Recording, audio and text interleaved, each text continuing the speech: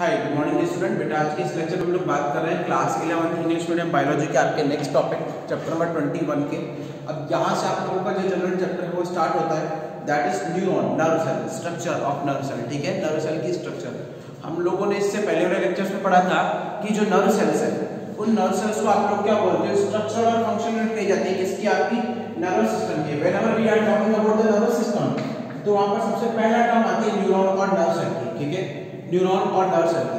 अगर हम लोग बात करें एनिमल बॉडी में, तो एनिमल बॉडी के अंदर, इवन ह्यूमन बॉडी के अंदर सबसे जो लार्जेस्ट सेल है that is neuron according to length.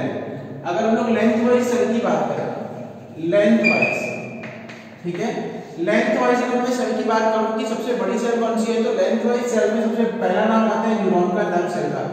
It could be या it may be from few metres, few centimetre to few metres. ठीक है ना, कुछ सेंटीमीटर से लेकर और कुछ मीटर तक लंबी होती है।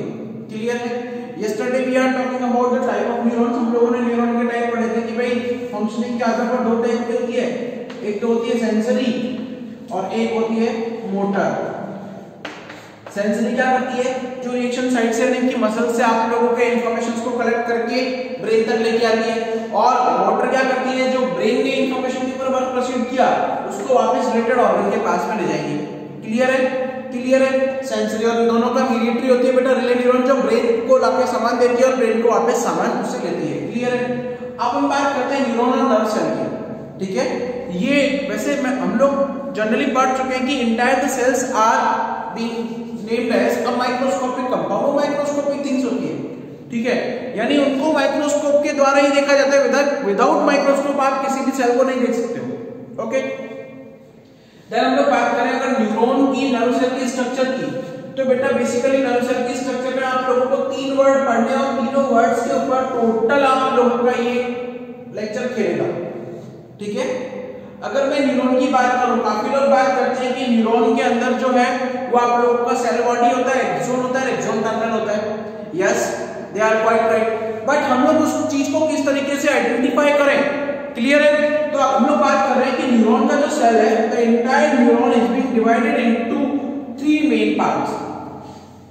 Number 1 head, number 2 middle piece, number 3 tail. 3 main region होते हैं, head, middle piece and tail. Head, middle piece and tail. अब बात करते हैं हेड की। हेड जो है, head is basically composed by 2 major components. Head जो है वो 2 मेजर कंपोनेंट्स के थ्रू बना हुआ होता है। Number 1 cyton and number 2 is the dendrite. ठीक है, साइटोन और डेंड्राइट। डेंड्राइट क्या है? Dendrite are the branch terminals, ये वाला रीजन, दीज रीजन्स, ये रीजन्स जो है न्यूरॉन और नर्व सेल्स के डेंड्राइट कहलाते हैं। And these are connected with neuromuscular areas. यहां पर एनएमजे एरिया होता है, काफी बार टर्म आती है एनएमजे, शॉर्ट फॉर्म आ जाता है न्यूरो मस्कुलर जंक्शन, यानी जहां पर नर्व सेल्स जो मसल से मिलती है। क्यों?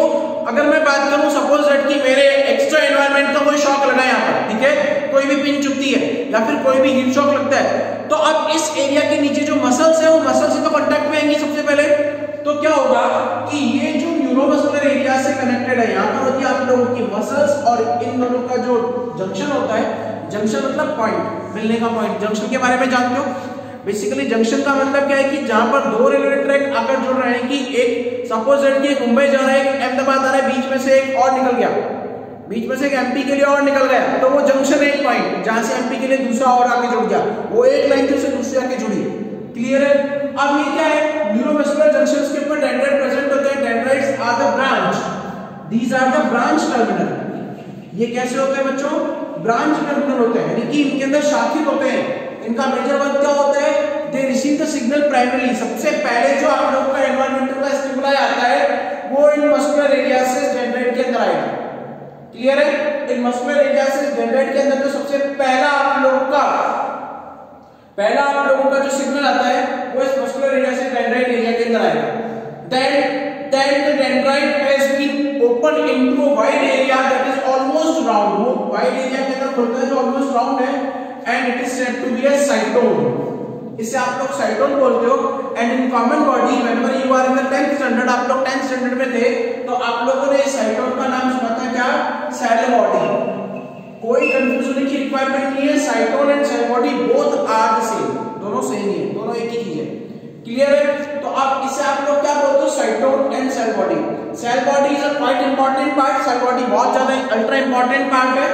Cell body contain granulated cytoplasm. यहां पर याद रखने की जगह, यहां पर याद रखने की चीज है, the cyton contain granulated cytoplasm. Granulated cytoplasm. अब ये ग्रेन्युलेटेड साइटोप्लाज्म क्यों है? Due to presence of Nissl granule. यहां पर निसल ग्रेन्यूल्स प्रेजेंट है, ठीक है, यहां पर निसल ग्रेन्यूल प्रेजेंट है। निसल ग्रेन्यूल क्या करेंगे? जैसे कोई भी स्टिमुलाई आया, सपोज कि स्टिमुलाई कोई आया, ये स्टार्टिंग में केमिकल फॉर्म में आया, अब इस केमिकल फॉर्म को वो इलेक्ट्रिक इंपल्स में चेंज करने का काम करेंगे, बिकॉज अगर वो इलेक्ट्रिक इंपल्स में चेंज नहीं होगा तो फर्दर ट्रांसमिशन नहीं होगा। ठीक है, क्लियर है? अब बात करते हैं निसल ग्रेन्यूल की। निसल ग्रेन्यूल जो है वो सबसे पहले हेंस निसल ने डिस्कवर किया था, that's why it is so named, scientist के नाम पर दिया गया। It also contain the nucleus, अब सेल है तो न्यूक्लियस तो होगा ही, ठीक है, and some energy compound mitochondria, इसमें माइटोकॉन्ड्रियाज भी होते हैं। क्लियर है? क्लियर है? After that the second one is that middle piece. दूसरा जो एरिया है वो middle piece, and middle piece is being made up of axon. Middle piece जो है वो एक्सोन से मिलकर बना हुआ है। एक्सोन क्या है? पतला फाइबर, ये वाला मिडिल पार्ट, ये वाला जहां पर मैं डार्क कर रहा हूं, this is an axon part. Axon is a thin fiber that is usually used to proceed or transmit the signal from dendrite to tail area, जो कि डेंड्राइट से टेल एरिया में सिग्नल को ट्रांसमिट करने के काम में आता है। क्लियर है? Second one is that axon जो होता है, axon is being divided into two part, NM and myelinated. NM is stand for non myelinated, non myelinated and myelinated. अब एक्सोन इतना पतला फाइबर है कि उसको कभी भी रप्चर हो सकता है, तो उस रप्चरिंग को प्रोटेक्ट करने के लिए आप लोगों के जो एक्सोन के ऊपर कवरिंग है that is named as myelin cover. ये जो कवर बना हुआ है that is named as myelin cover, इसे आप लोग माइलिन कवर बोलते, ठीक है। And there is a cell containing nucleus, यहां पर एक सेल भी प्रेजेंट होती है that is named as Schwann cell. उस सेल को आप लोग क्या बोलते हो? Schwann cell. तो जो माइलिनेटेड पार्ट है उसमें स्वान सेल होती है, वो स्वान सेल क्या करते हैं? माइलिन को सीक्रेट करती है ताकि आप लोगों का जो एक्सोन है वो क्या हो जाए? प्रोटेक्ट हो जाए। क्लियर है? And the non myelinated part is also be there. Clear है? अच्छा, अब ऐसी जगह जहां पर माइलिन एब्सेंट होता है, ऐसी जगह जहां पर माइलिन एब्सेंट होता है, जैसे ग्रूव, एक खांच टाइप स्ट्रक्चर होती है ये वाली, ये, and the groove is being known as node of Ranvier। इसे आप लोग node of Ranvier, Ranveer Kapoor नहीं है, ठीक है, node of Ranvier, RANVEIR, ठीक है। इस ग्रुप को आप लोग क्या बोलते हो? node of Ranvier बोला जाता है। इस ग्रुप को हम लोग क्या बोलते हैं बेटा? node of Ranvier, ठीक है। node of Ranvier का क्या काम है? केवल नॉन माइलिनेटेड रीजन के अंदर एक्सोन को प्रोटेक्ट करके रखना। ओके, देन हम लोग बात करें अब एक्सोन का जो लास्ट पोर्शन है, एक्सोन का last portion is being further branch, वो भी ब्रांच हो जाता है इन दैट परफॉर्मर टेल, और इसे आप लोग क्या बोलते हो? AT। AT stand for axon terminal. AT का फुल फॉर्म क्या है? एक्सोन टर्मिनल, एक्सोन टर्मिनल, ठीक है। These are named as axon terminal and contain bulb like structure, और वहां पर एक बल्ब लाइक स्ट्रक्चर होती है that is known as synaptic knob. इसे आप लोग क्या बोलते हो? सिनैप्टिक नॉब बोलते हो, सिनैप्टिक नॉब बोलते हो। And these synaptic knob contain NT and either EC। NT और EC का मतलब क्या है? काफी बार नीट में आएगा क्वेश्चन। NT और EC का मतलब क्या है? NT stand for neuro transmitter, ठीक है, और AC का stand for acetyl choline. Anti stand for neurotransmitter और एसी स्टैंड फॉर एसिटाइलकोलिन। क्या काम होता है इनका? Work is ultra important, work बहुत इंपॉर्टेंट है। यहां पर हमने बोला था कि डेंड्राइट ने जब रिसीव किया था वो केमिकल फॉर्म में था, स्टिमुलाई। अब वो केमिकल फॉर्म को जो ये रिसेप्ट ग्रेन्यूल है उसने इलेक्ट्रिक इंपल्स में चेंज किया और इलेक्ट्रिक इंपल्स में से वो यहाँ तक मूव करके आया। लेकिन अब जो ये एरिया है, इस एरिया से सेकंड जो आप लोगों का न्यूरॉन है वो कनेक्टेड होगा, ठीक है। ऑब्वियस बात है, that is a neural product by the means of synapse. Synapse आप लोग क्लास 10 में पढ़ चुके हो। सिनेप्स क्या है? लिक्विड, ठीक है, gap between the two neurons, दो न्यूरॉन्स के बीच में जो गैप में लिक्विड हो रहा है दैट इज नेम्ड सिनेप्स। अब सिनेप्स में आने से पहले जो यहाँ पर ये लोब है, इस लोब में जो एसिटिलकोलिन होता है, acetylcholine is functioning as an anti. ये एसिटिलकोलिन जो है ये एंटी की तरह वर्क करता है, न्यूरोट्रांसमीटर। ट्रांसमीटर का मतलब पता है क्या है कि जो इलेक्ट्रिक इंपल्स के फॉर्म में पहले सिग्नल था अब उसको वो फर्दर केमिकल में चेंज कर देगा। कौन करेगा? एसिटिलकोलिन। कौन करेगा? एसिटिलकोलिन। क्यों करेगा एसिटिलकोलिन? क्योंकि अब जब दूसरे का डेंड्राइट है, डेंड्राइट को तो रिकॉग्नाइज केवल केमिकल के फॉर्म में करना है, उसको नहीं मतलब कि वो किस तरीके से चेंज करे। इलेक्ट्रिक से कोई मतलब नहीं है, उसको तो केवल केमिकल के फॉर्म में लेना है। तो उस केमिकल के फॉर्म में लेने का काम कौन करेगा? एसिटिलकोलिन। और वो क्या है? न्यूरोट्रांसमीटर। वो क्या है? न्यूरोट्रांसमीटर, यानी कि जो नर्व इंपल्स है उन इंपल्स को ट्रांसमिट करता है, उनको चेंज करता है, उनकी पोजीशन को और उनकी सिचुएशन को चेंज करता है, ठीक है।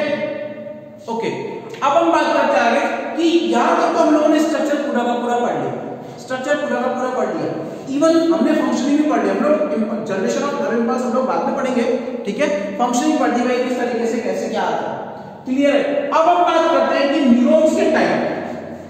Whenever we are talking about the type of neuron, there are three major type of neuron: multipolar, bipolar and unipolar. Polar का मतलब पोलैरिटी से आता है, यहाँ पर कोई भूलना नहीं है। पोलैरिटी मतलब भूलना होता है, भूलना नहीं है। पोलैरिटी का मतलब होता है पोल्स, एरियाज। मल्टीपोलर, अब मल्टीपोलर कौन सा होता है? It is an example of multipolar neuron. क्यों? क्योंकि वहां पर क्या होता है, मल्टीपोलर के अंदर मेनी डेंड्राइट्स, बहुत सारे डेंड्राइट होते हैं, 1 2 3 4 5 6 एंड सो ऑन, यानी कि 5 6 7 8 जितने भी हो सकते उतने होते हैं। यानी डेंड्राइट तो बहुत ज्यादा होंगे एंड कंटेन सिंगल न्यूरॉन और उसमें सिंगल एक्सोन। मल्टीपोलर में क्या होगा? मैं बहुत सारे डेंड्राइट्स होंगे, डेंड्राइट्स आर द ब्रांच, और डेंड्राइट्स कैसे होते हैं? ब्रांच होते हैं, एंड सिंगल एक्सोन, और एक्सोन क्या होता है? सिंगल एक्सोन होता है, क्लियर है। एग्जांपल होता है आप लोगों के जो सेरेब्रल कॉर्टेक्स है, सेरेब्रल कॉर्टेक्स आप लोगों का ब्रेन का, ब्रेन के सेरेब्रल कॉर्टेक्स के अंदर इस तरीके की न्यूरॉन पाई जाती है, क्योंकि ब्रेन का जो सेरेब्रल एरिया है इट इज अल्ट्रा इंपॉर्टेंट। वो आप लोगों की ऑलमोस्ट 70% रिएक्शंस को क्या करता है? कैप्चर करता है। आई बात समझ में? और ब्रेन को क्या करना है? पूरी बॉडी को कंट्रोल करना है। भाई हाथ की नर्व अलग जा रही है, उसके अंदर आंखों की अलग जा रही है, हर तरीके अलग जा रही है, क्लियर है। Second one is bipolar. Bipolar का पेटेंट एग्जांपल यही में आता है आपके आईज का रेटिना। रेटिना, आई का रेटिना क्या है? The place where the image formation is being occur, ठीक है। वो प्लेस जहां पर इमेज का फॉर्मेशन होता है, जहां पर प्रतिबिंब बनता है। आप लोग किसी भी को भी देख रहे हो, सपोज दैट कि मैं आपको देख रहा हूं, तो क्या होगा कि आपका जो इमेज है मेरे रेटिना पे बनेगा, कोई आंखें नहीं देखती है, ठीक है। अब जहां पर इमेज का फॉर्मेशन होगा तो इसमें क्या होगा? बाइपोलर, बाइ का मतलब 2। अब 2 में क्या होगा? सिंगल डेंड्राइट, डेंड्राइट सिंगल होगा और सिंगल न्यूरॉन, एक्सोन। 1 + 1 = 2 होता है। मैथ्स का फार्मूला है, that's why it is known as bipolar. इसको क्या बोलते हैं? बाइपोलर।